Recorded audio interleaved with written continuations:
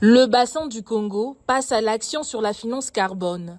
La ministre de l'Environnement, du bassin du Congo et du Développement durable, Arlette Soudan-Nono, a lancé le 19 juin la première réunion du comité de pilotage du projet de renforcement de la finance carbone pour la préservation des forêts du bassin du Congo. Porté par le PNUD et financé par le Japon, le projet mobilise 5 pays de la Commission climat du bassin du Congo. Le Cameroun, le Congo, le Gabon, la République centrafricaine et la République démocratique du Congo.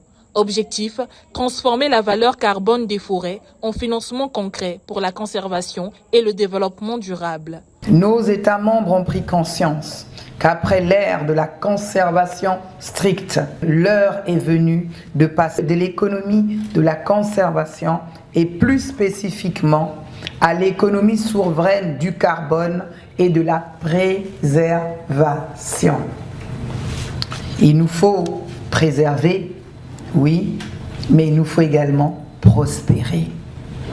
Donc nous conservons, oui, nous préservons et nous développons. Pour Arlette Soudan-Nono, cette première session est décisive.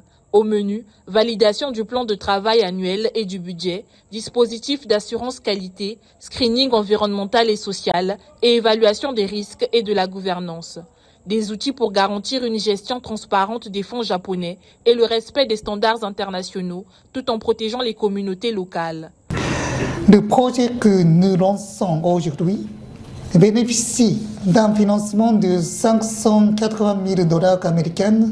À travers ce projet, le Japon entend ainsi contribuer au renforcement des capacités des pays du bassin du Congo en matière de mobilisation des financements carbone, notamment par la mise en place des mécanismes générateurs de revenus au titre du RED+, et d'autres crédits carbone. Ce projet vise également à développer un système de gestion des crédits carbone fondé sur une étroite collaboration et coopération entre le Japon, les pays du bassin du Congo et les organisations internationales. Le directeur général adjoint du PNUD pour l'Afrique de l'Ouest et du Centre s'est dit confiant. Cette réunion doit, selon lui, jeter les bases d'une gouvernance efficace et orienter résultats, condition clé pour attirer davantage de financement carbone dans la sous-région. Son ambition est claire. Permettre aux pays du bassin du Congo de mieux accéder aux opportunités offertes par les marchés du carbone et les mécanismes de finance climatique, tout en renforçant leur contribution aux objectifs de l'accord de Paris et aux stratégies nationales de développement durable. Au cours des prochains mois, cette initiative soutiendra 5 pays prioritaires: le Cameroun, le Gabon, la République centrafricaine, la République démocratique du Congo et la République du Congo, qui nous accueillent.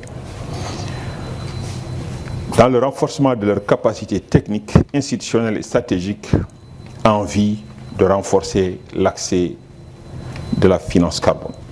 La réussite de cette ambitieuse initiative dépendra largement de la qualité de sa gouvernance. C'est précisément le rôle qui incombe au comité de pilotage que nous mettons en marche aujourd'hui.